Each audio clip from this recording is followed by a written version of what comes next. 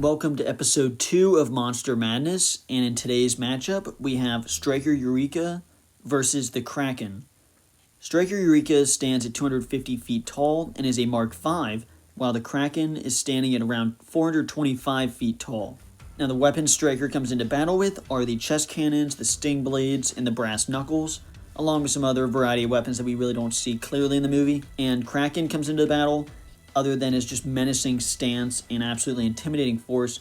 He has a number of tentacles and the sharp, intimidating teeth and mouth of the Kraken. We don't see a lot from the Kraken in the movie Clash of the Titans, so it's very hard to actually state much about him. But those are his weapons coming into battle. And as far as breaking this down, I'd have to give speed and agility to Striker Eureka easily. Striker is one of the quickest Jaegers ever, but speed and agility easily goes to Striker with how quickly this Jaeger is able to move. The size goes to the Kraken, though, standing at significantly taller than Striker. Very similar to episode 1 of Monster Madness.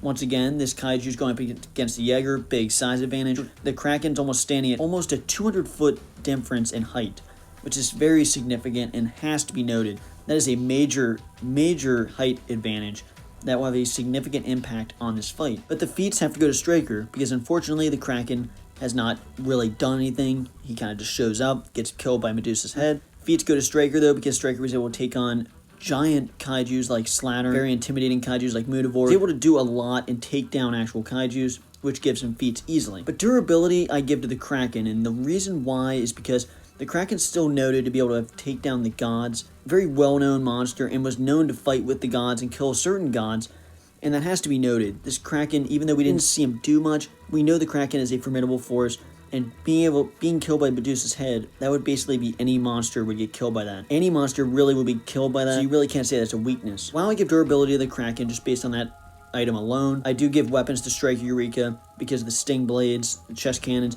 The sting blades in particular that were able to stab into Slatter and make Slatter call for help, which is a feat that cannot be ignored. Weapons would go to Striker in this battle.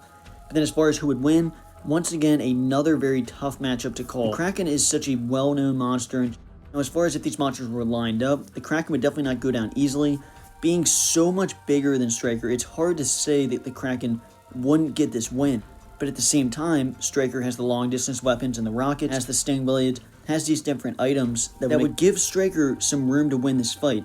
If Striker was to get in close with the sting blades, I do think that it would be able to cut the skin of the Kraken and would be able to do some significant damage.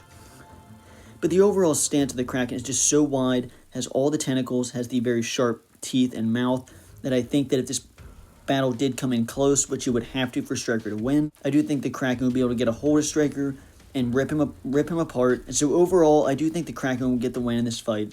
If Striker was 100 feet taller, I think he would stand a little bit more of a chance, but I'd have to give the win to the Kraken in the end. But make sure you let me know down below who you think will win in this matchup, and make sure to vote in the poll coming out soon about who you think will win and who would move on. Make sure you keep an eye out for that poll coming out soon, and thanks for watching.